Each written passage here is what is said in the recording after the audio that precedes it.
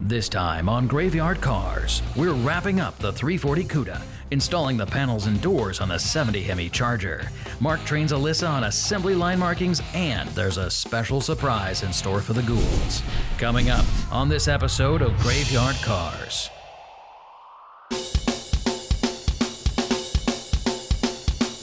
Things have really been rocking at the new shop.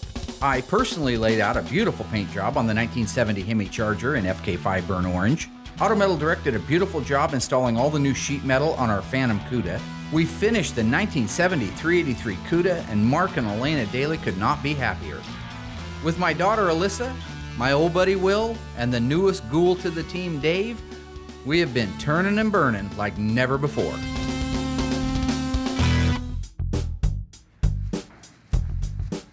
So I had the guys working on this a little earlier, trying to do some of the edges and stuff so we could primer it tonight. Have you looked it over? No, not yet. I'm just getting the mask I'm already right feeling now. stuff I don't like. Feeling stuff I don't like. Right now we're working on a 1971 Plymouth Barracuda. This little car started life with a 318 and an automatic. The owner wanted a 446 barrel car, so he has commissioned us to build him a tribute 1971 Cuda 446 barrel 4-speed in Winchester gray. And it's great having Will back. He brings a lot of skill sets to Graveyard Cars that we need. He's got a great work ethic. He does a phenomenal job. I have basically forgiven him for stabbing me in the back. It was in my heart to forgive him for that. And so I think that right now we're looking forward to a real good future together, working side by side and pumping out some of these cars. Billy came back. It's like the prodigal son. Oh, man. I don't know if I'd go that far. I told him when he left. I said, you'll be back. You know what I'm saying? He'll be back. He's back. Pretty sure you didn't say that. I'm sorry? I'm pretty sure you didn't say that. I didn't say you'd be back. I don't think so. While he's working over there, I don't want to say anything he can hear, but, you know, when the guy comes kind of, not crawling back, but, What's that? No, I didn't come crawling back on my hands and knees. Mark called me, needed a good painter to come work for him, and I came back. Did you get the inside of the headlight door on that side? No, I'm still trying to get it passed up. Oh, okay. It's weird because you started whispering. So we have a lot of banter. He's basically mini-me. He's kind of a heavier version of me, you know, but he's a mini-me. So everything, all the humor and the comedy and the things that I snap, he can snap right back. So we have a lot of fun. I'm saying, yeah. How do you tell a friend no? Why are you whispering, boss? Talking to this guy right here, I'm talking to him about having to sand this right here and how important it is. Because if you don't, didn't I just say that? So anyway, it's cool because me and Will go back a long ways. 1997. 97. Holy cow. Wow. I know. I'm almost 40. And you just graduated when you started working for me, Yeah. right? God. So you were 20. They held them back a couple of years. They did not. While Will is finishing the block work on the 71 Barracuda tribute car, I'm gonna go up front and check in. I understand that all the appliances are here now from our friends at One Fat Frog. This is so cool. The main idea behind having all the appliances and having the ability to cook here and to be able to have the theater here, it's so hard to get all the guys together to film. I mean, we're burning on getting cars done. What happens is, it's a Saturday, we're filming, noon comes around, everybody's hungry. This guy goes to this restaurant, this guy goes to that restaurant. 3 or 4 hours later, we've lost half of an afternoon. I think it's good for morale, I think it's good for productivity, and I think it's just a really cool thing to be able to add to the Graveyard Car experience.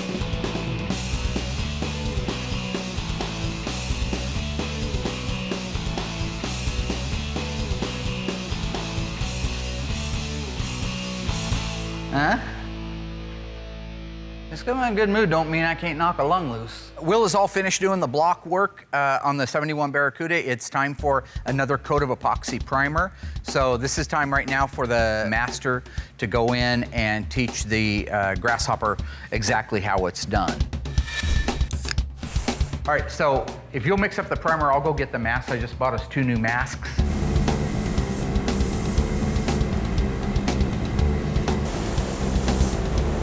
Well, inside the paint booth, I give hand signals, all right? So that's what that's about. When you see me doing this or this or this, I'm giving hand signals like they would in top jet fighters when they can't use communication because they don't want the enemy to overhear it because they're eavesdropping on their conversation. So they'll go like that, means go up, or you know, like when they're bringing them in, they'll go like that. So I'm saying, bring it home, bring it home.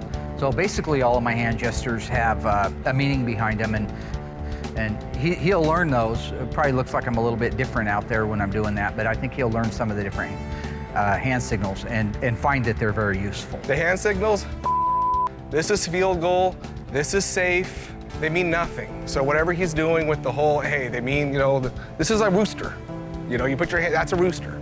You know, so really, I mean, that's it. That's what it is. It's a life spent learning how to do something, and you take it very seriously. All right. So hand signals might seem goofy to you, but to the guy that's receiving them or the guy that's giving them, it might save a life, or in this case, a paint job. So. Danger zone.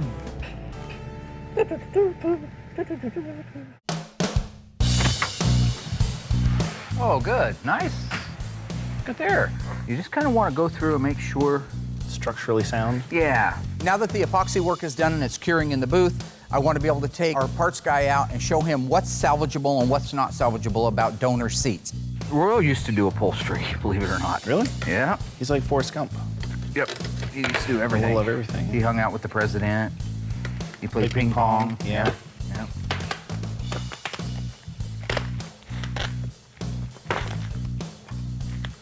Yummy. Oh, Rotten through.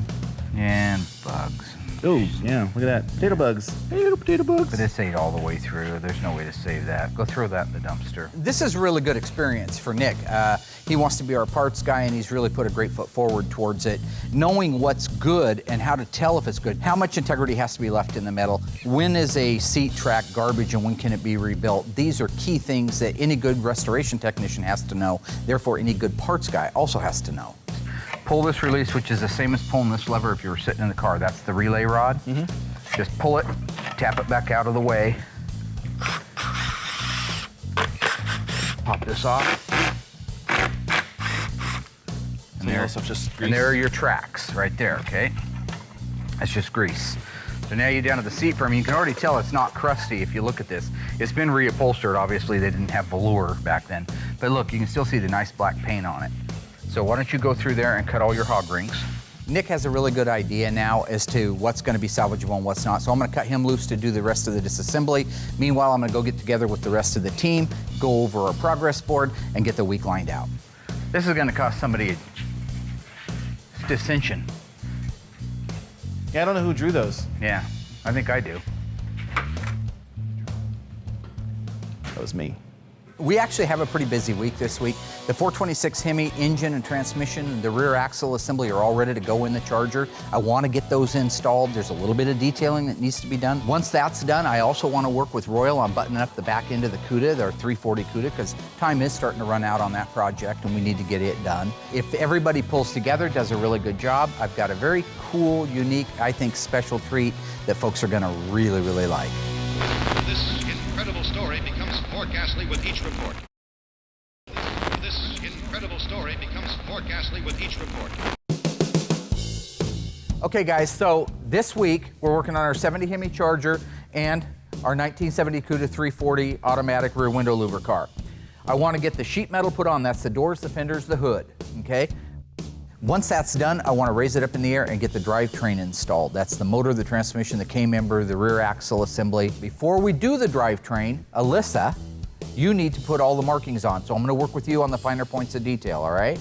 I'm going to work with Allysa on the installation of all the assembly line markings and the original part numbers.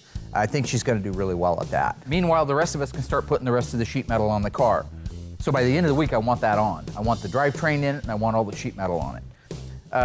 Bob's little 1970 Cuda 340 rear window louver car.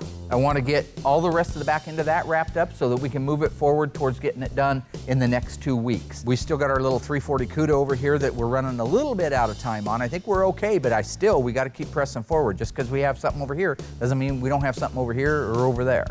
So between everything, I think we're going to have a really good week. So we're going to run out of time soon on it. Feels like we're doing really good because we're knocking out a lot of hardware, but tomorrow's going to be here before you know it. So let's rock and roll.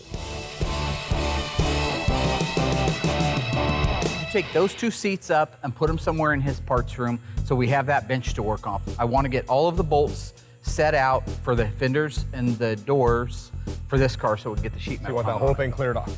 I want the whole thing cleared off unless it says Hemi Charger. Okay. Working on the Valance that Mark and I started yesterday, and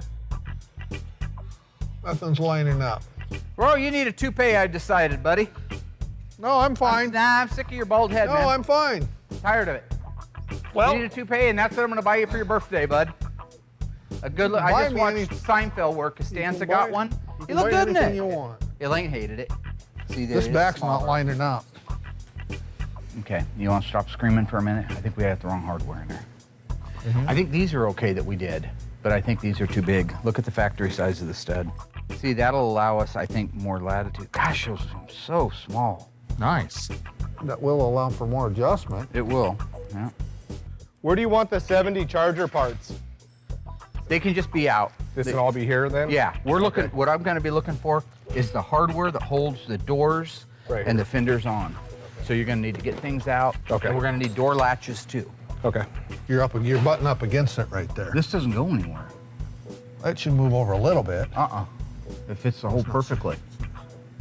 It does there, not when you move it over. The thing about the Valance is the body men should always take the time to pre-fit them. In this case, they didn't take the time to pre-fit them, so it means extra work for us to be able to get the style lines on both sides to line up, along with lining up with the center bracket and the rear body panel. We'll get there, it just takes a little bit of extra time if the pre-fit isn't done.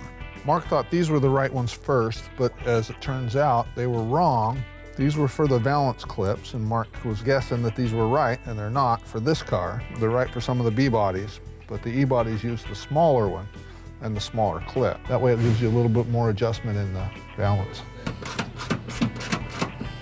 Yeah, I did have the wrong diameter of stud, but at least I knew that it took a stud, okay? He would have been putting bolts in there. He'd been wrenching it like crazy trying to get into this no access area. And Royal's just looking for any chance that he can be the man. Once you get the rhythm, once you get her going there, you Come know. on, get rhythm. You got none, buddy. Huh? I got more rhythm than you do. No, you don't. Yeah, I do. Roy, you haven't got any rhythm, bud. I'm sorry. I see chattering your teeth and tapping your foot to the ground nervously is not rhythm, bud. Rhythm, you see me dance, okay? That's rhythm.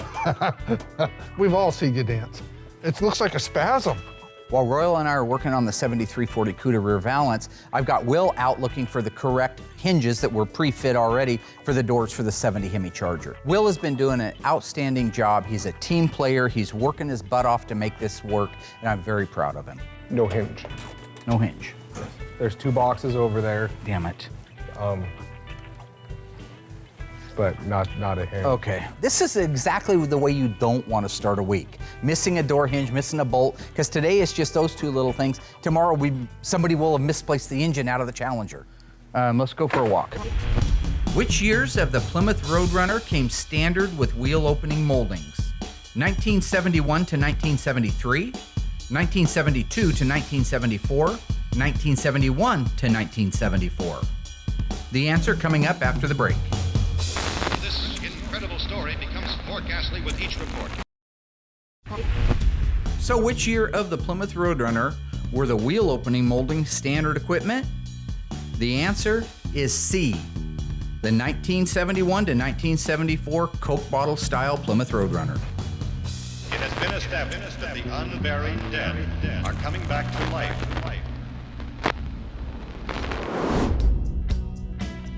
And this is the only one that you have? Yes, sir. And I went through the 2 boxes that are underneath Dave's bench. All right, let's go see if we can find one. I think I saw another one of these upstairs. But the parts room, once again, has saved the day. Being organized, having everything in place. Now we can get back to working on the car, get the doors installed, get the fenders installed, and get the hood ready. Yeah, that's it. Oh, sweet. Yep. Left and a right. Look at that.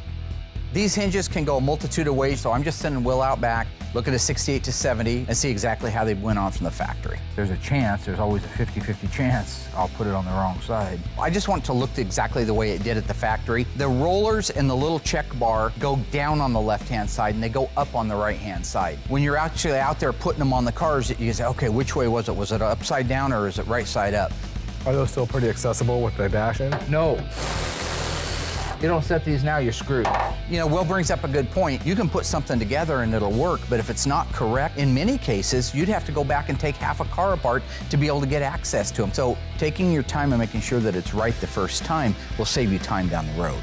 You said the driver's side went down? The passenger side goes down. The passenger side goes down. Yes. Just to be sure, you want to put those in? And I'll run out and take a quick look. They're on the bottom. He's crazy. He just walked out and looked at one. They're on the bottom, like I said. That's what I said. Screw you. I said they're on the bottom. What the name of? Rewind it. I said it was. You said the driver's side went down? The passenger side goes down. The passenger side goes down. Oh, you're insane. Can we go? Dude. No, there is no dude. That's messed up. No, I know it went on the bottom. Hand me the other one, the other lower hinge.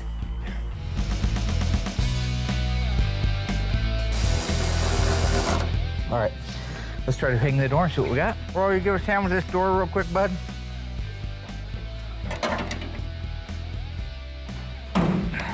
It's in the open position, so it should be coming out about like that.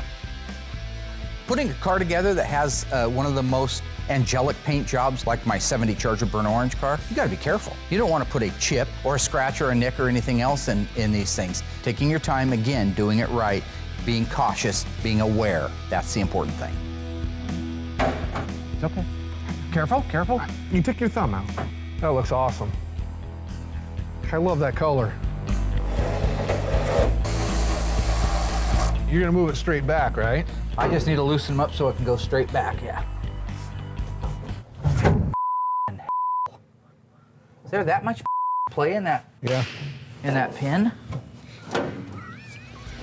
I'm not laughing, it's Royal. Laura loves What?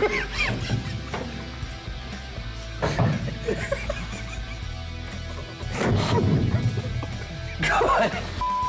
Great. Hey, you're wrecking animal. Settle the down. Don't push it open, you'll keep Go get that blue rag. you'll chip it. Crazy rager. With the sheet metal on the Dodge Charger now and the rear valance all buttoned up and fitting like it's supposed to, I'm gonna go over to the body shop with Will and I'm gonna start blocking out the deck lid for the 70 Dodge Charger. Let's put some foo-foo on there. Some what? Foo-foo, some blocking powder, sorry. Foo-foo? Blocking powder. Blocking Guide powder. Nice hair today, huh? What's wrong with my hair? Looks like a little kid that wakes up on Saturday morning to watch cartoons. Yeah, pretty much.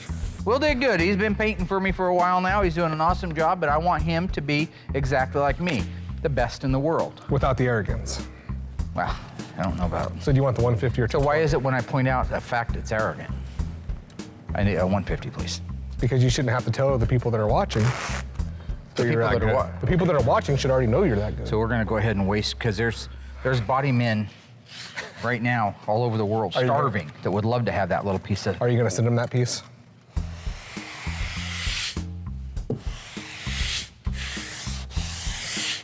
Well, it's cutting down nice out here. It's not cutting down so nice in there. But you can see it tapering out here. The puddle is right there. Yep. If you press too hard, you'll push right down in there and pull that guide coat up out of there. Well, there's another layer of primer, but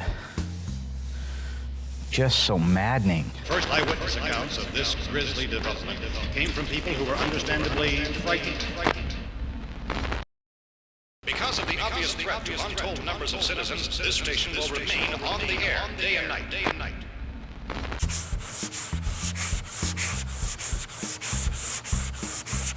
See that? Just low as hell in there. Okay, get me blown off there. I'm gonna mix up a little bit of glaze to put on there. I hate Mopar deck lids. I don't care if it's Cuda, Challenger, Charger, Roadrunner, GTX. I don't care. They're a to do. This particular one is really flat, but has a low spot. So I'm gonna go over and mix up a little bit of plastic filler with some polyester, catalyze it, put it on the deck lid so that I can sand it down, and then we can reprime that area and be able to block that thing out to perfection. Look at it, you can see it sunk right into the hole. I'm not sure the exact reason behind these deck lids being so possessed. I don't know if it's because there's not much in the way of reinforcement between the inner structure and the outer, if they stretch over the years, if they've been popped before and we just don't know it. I don't know what contributes to it.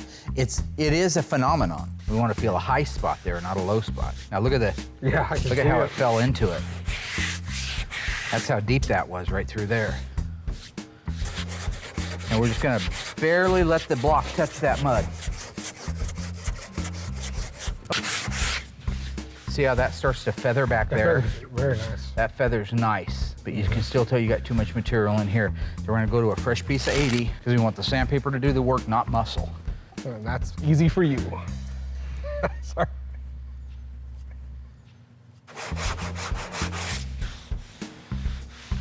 Now feel that.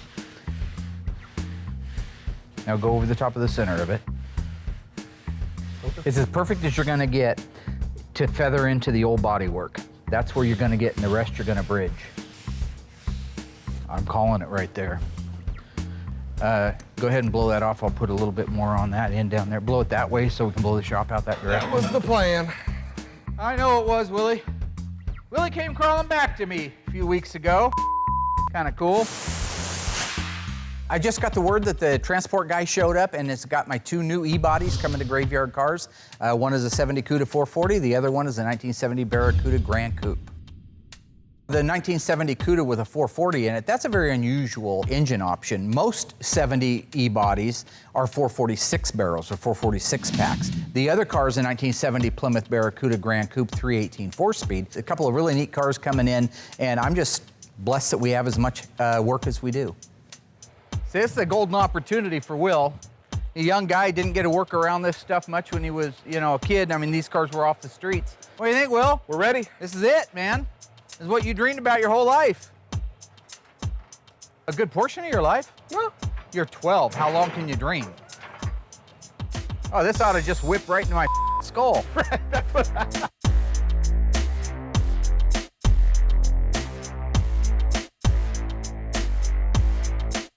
Can you grab the stringo? Grab under the back and let's put it next to the Hemi Cuda. You don't hear that in every parking lot in America, do you? Put it next to the white Hemi Cuda.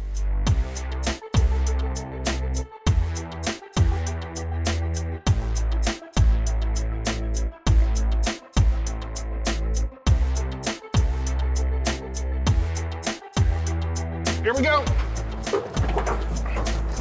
Piece of cake.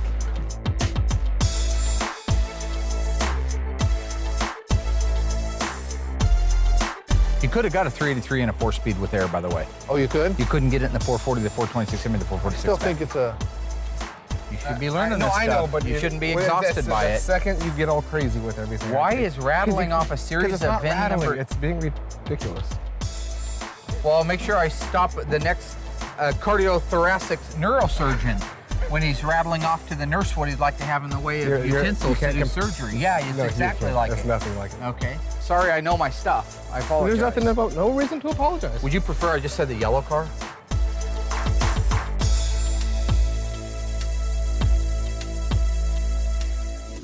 First eyewitness accounts of this grisly development came from people who were understandably frightened. They're coming to get you, Barbara.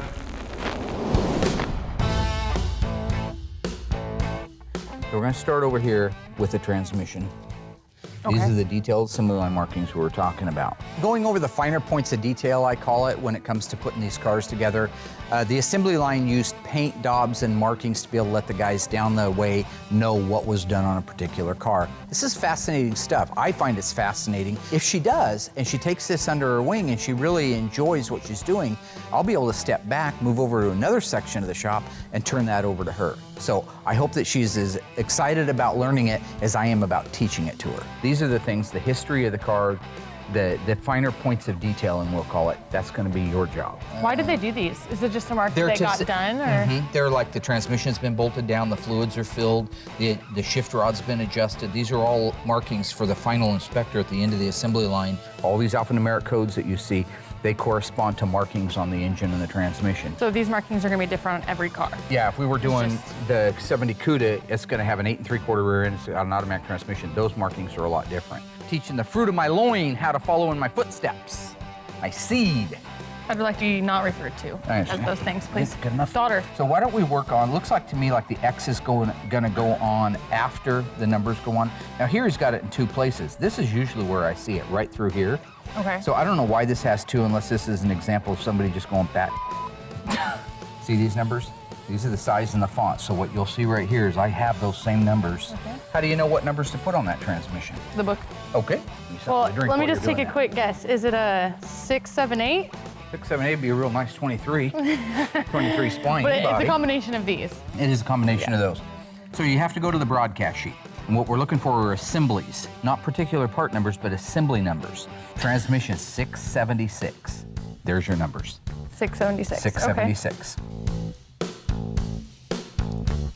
There's a 6, 7. We'll go back over and do the 6. And there you go. So there's our part numbers, last 3 digits of our part numbers. So why don't you take this, and I want you to swipe this across the numbers like we saw. Across the VIN? Not the VIN, the casting number. It's across the casting number. It's a pretty color. So this white daub of paint right here is, On the top. put me one right on top of this bolt head, and then all the way to here. So this covers the top of the bolt, the top of the washer, and into that area right there. Yep, beautiful. And then we got a white daub between the 1 and 2 bolts on the transmission. So we got a white daub right here. So wait a minute, this is backwards in the book, right? Because that's self, I'm just trying to figure out how you're getting from the diaphragm to that, because we're looking at it from the opposite side, so I was confused. Alyssa's a bright girl. I mean, obviously, you know, look where she's coming from. But I think she doesn't pay attention, and then she plays catch up. So when we're looking at the driver's side of an engine and transmission, we know the shift linkage is on that side, and we go to the book, but the book's just located on the passenger side of the car, and she says, I don't see it on this side of the engine. Well, of course not. You just pick up the book and walk around 180 degrees, it's right there. When you're looking at like here with the shift rods, see all these shift rods? You don't see them over here. So that's a clue they're not over here. Yeah, Now, giant this one. is what this is all about. Oh It's not my a chance God, for me you're to make the fun of you. worst trainer. Can I like have someone else train me next I time? have Is been Royal told- available? I have been, yeah. Is Royal available? So we have one more white daub. Does this help a little bit? Because now you Yeah. can see the Oh my God, it Look matches at- the picture. Yeah, exactly. I'm learning. I threw you a curveball by Weird. being on the other side. I Weird. apologize. I know, it's so weird. You're doing a good job. I'm sorry I'm not a good teacher. You just need to have more patience. Maybe I wasn't a very good father. There's no such thing as a stupid question. Ever hear about I've that? always had a problem with that. You didn't have very many friends in school, huh? Most of them beat me up. Wonder why. Such a likable person. Okay, not on my floor. It's a $250,000 floor. Oh my It'll God. clean up. Oh my God. You're so dramatic.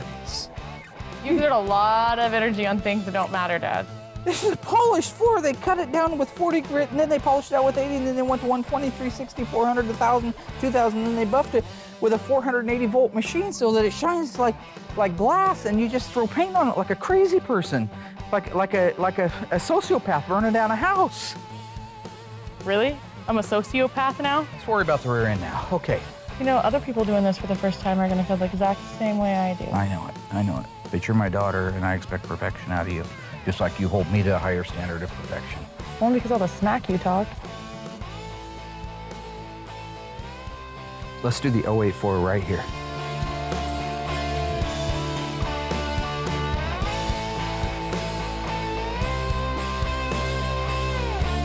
Schlop it.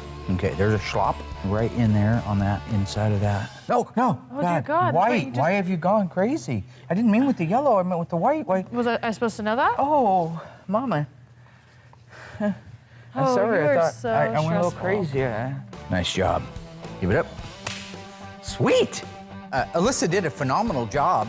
This is her first time out of the gate, and it's very overwhelming. There's a lot of things, there's a lot of markings, there's a lot of little intricate details. With all the assembly line markings now in place and correct for our 70 Hemi Charger, we can get them installed. We can bolt in the K-member with the engine, transmission, bell housing in place, as well as the rear differential, button up the bottom side of it. And if that goes well and we get that done, no damage, and I don't end up killing anybody, I have got a really cool surprise for the guys.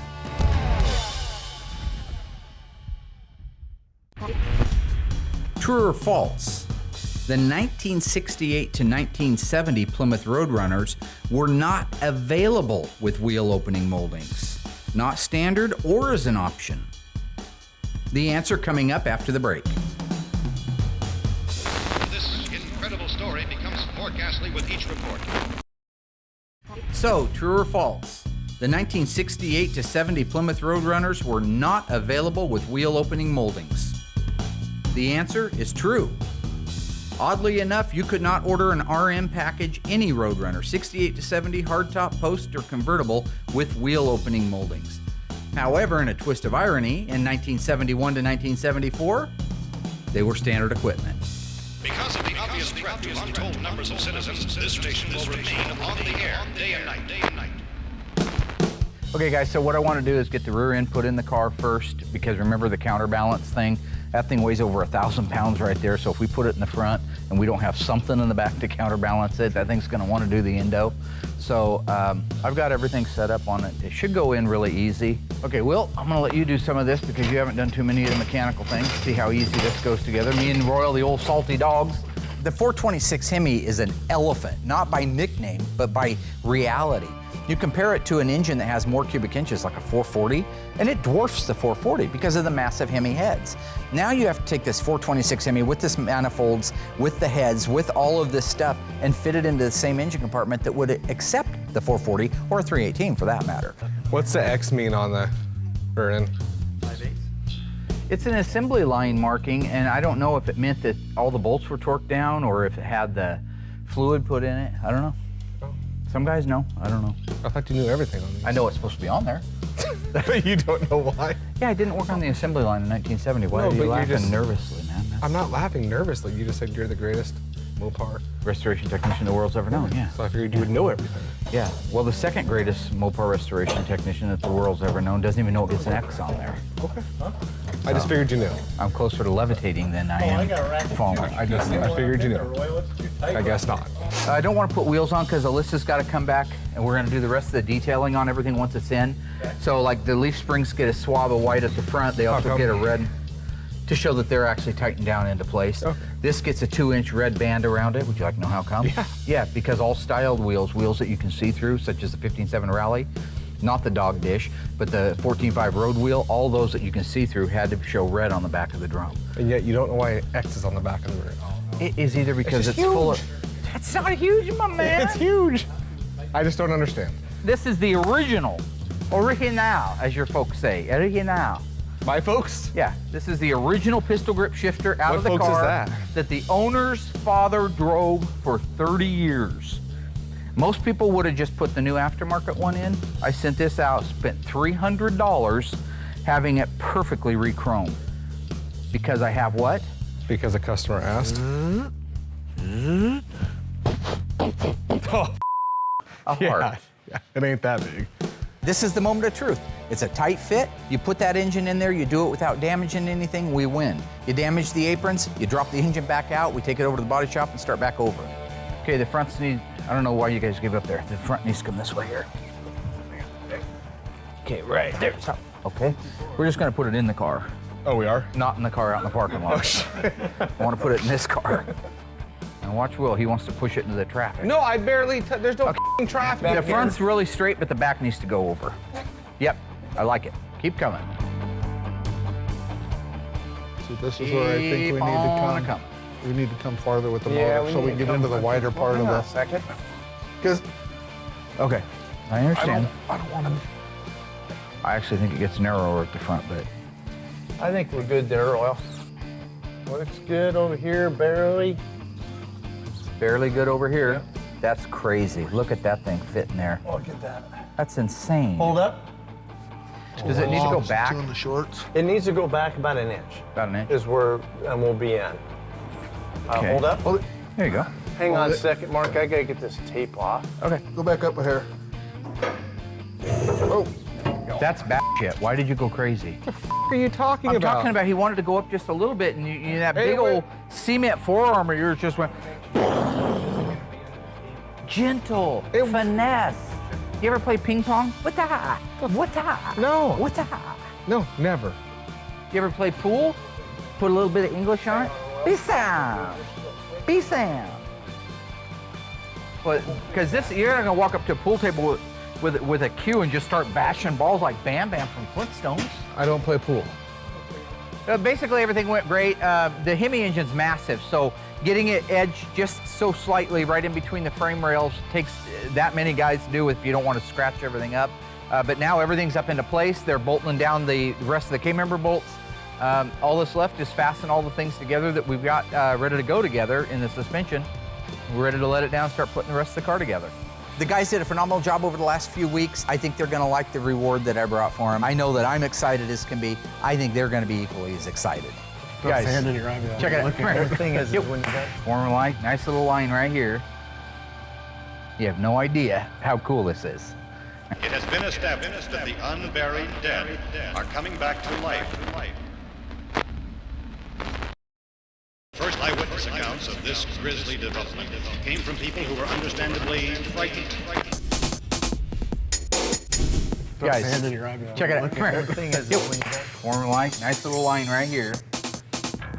You have no idea how cool this is. What is it? Who is it? Another project. Just what we need is another project.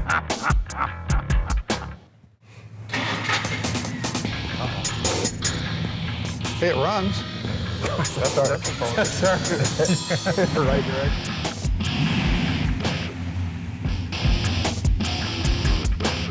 That is cool. Oh, yeah. Oh. Nice. Look at the chrome bumper. That is the car. Look at all the chrome on that. That is nice. Christine's That car is sick. 1958 Plymouth Fury, 350 cubic inch, dual 4. Killer car, literally.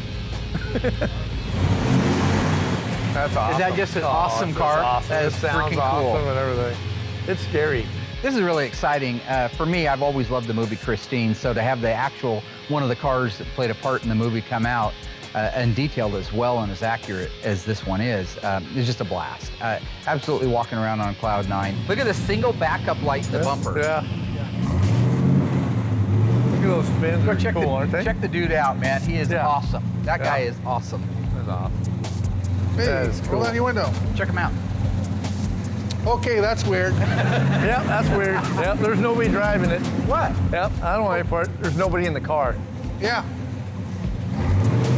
There's That's nobody weird. in there. Yeah, yeah.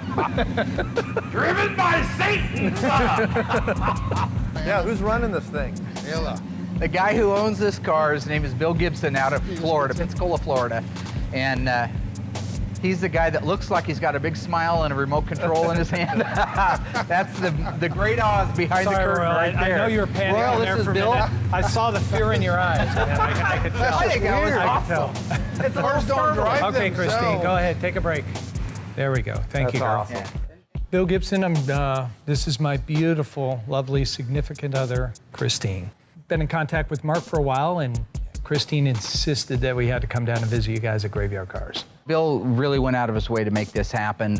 This is one of those lifetime experiences that we'll always have at Graveyard Cars. It'll make it into one of our posters. It'll be in our kitchen or our lobby or one of the other areas that we hang out, because this is part of the fabric of the life of Graveyard Cars. This is considered a classic car, but it's everything a classic car should be and more. I mean, it's red and white, which is the ultimate color. Got awesome lines. It's got the fins, which is, distinguishes that era, and all the chrome.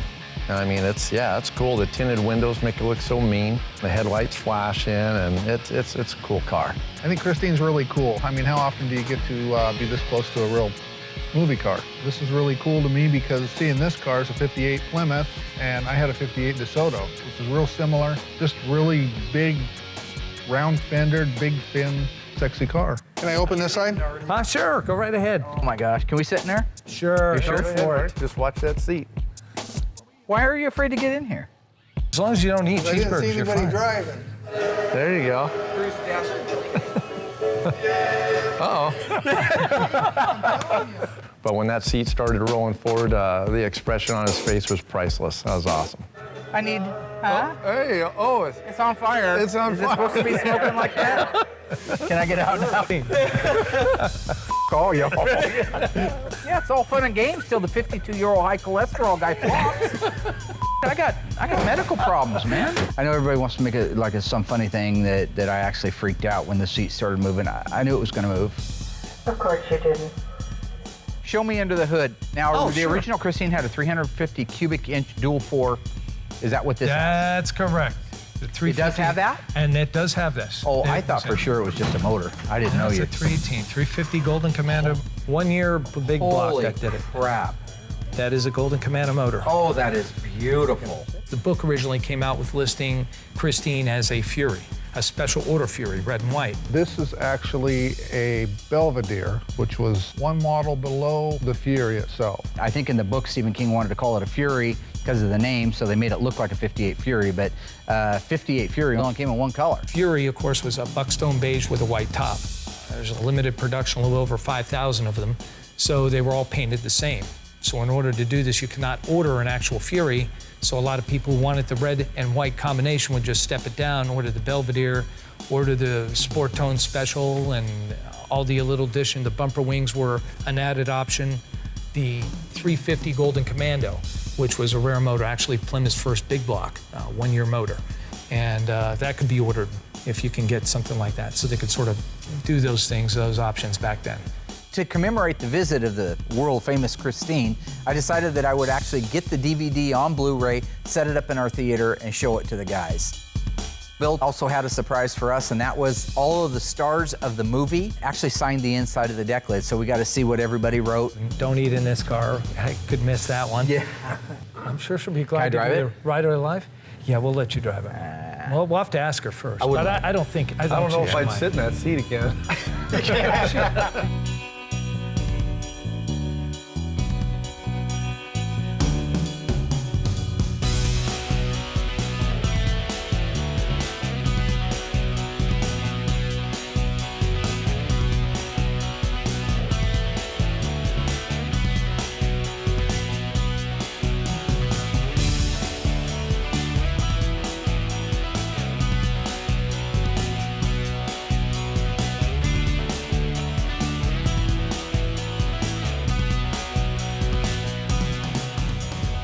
It was great having the mayor out. I think that was awesome. It just shows that we're a little town and we all stick together. I'm Christine Lundberg. I'm the mayor of Springfield, Oregon, and I am here because I wanted to see the car Christine. I'm Christine. I mostly know Mark because he volunteered to have cars at our Christmas parade, Well, which I'm is a celebrity. because, okay, start again. I know. Thank you for coming out. I want to show you this beautiful car. She's a very jealous girl, I will tell you that. I know. Who's laughing? Why are they doing that? What was that? Christine. It's Christine. She's got a male voice? Yeah, you're comfortable for now. She gets very mad.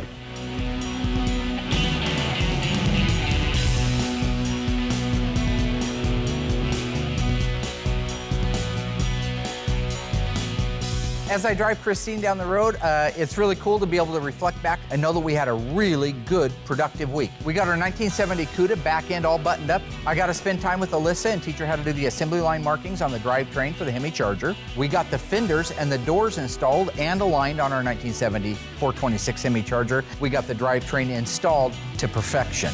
And to top it all off, we had an absolute blast visiting with the one and only demon-possessed Christine 1958 Plymouth Fury.